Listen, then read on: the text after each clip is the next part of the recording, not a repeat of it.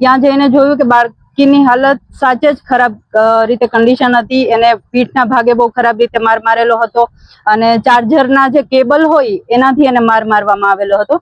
આ પરિસ્થિતિ જોતા જ બાળકીનું કાઉન્સેલિંગ કરવામાં આવ્યું કાઉન્સેલર દ્વારા અને મેં તરત જ જિલ્લા બાળ સુરક્ષા અધિકારી સાથે સંકલન કરી અને 112ની ટીમને બોલાવી હતી.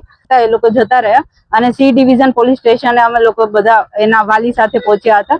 ત્યાં સી ડિવિઝનમાં બાળકીની માતા વિરુદ્ધ FIR દાખલ કરવામાં આવી હતી અને કોઈ બીજું ફરિયાદી ના વધતા હું ખુદ જ ફરિયાદી બની હતી. બાળકીને સિવિલ હોસ્પિટલે લઈ જઈને મેડિકલ ચેકઅપ કરાવવામાં આવ્યું હતું અને ત્યારબાદ બાળકીને શિશુ મંગલ જે આપણે CCI સંસ્થા છે ત્યાં હેન્ડઓવર કરવામાં આવી હતી. અને ત્યારબાદ આજે સવારે 3 વાગ્યાની આસપાસ બાળ કલ્યાણ સમિતિ જે આપણે બેસે છે ત્યાં આપણે બાળકીને રજૂ કરવામાં આવી હતી અને બાળકીના મા બાપને પણ બોલાવવામાં આવ્યા હતા.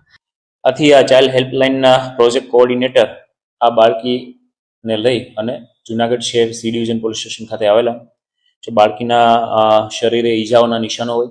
આ ઉપરાંત આ જે 6 વર્ષની દીકરી છે તેની ચાઇલ્ડ હેલ્પલાઇન નંબરના પ્રોજેક્ટ કોઓર્ડિનેટર અને ચાઇલ્ડ વેલફેર કમિટીના પોલીસ કર્મીની મારફતે પૂછપરછ કરતા તેની માતાએ છે તેને પીઠ પાછળ મોઢાના ભાગે તથા હાથ અને પગે માર મારેલો હોય અને તેના નિશાનો પણ હોય.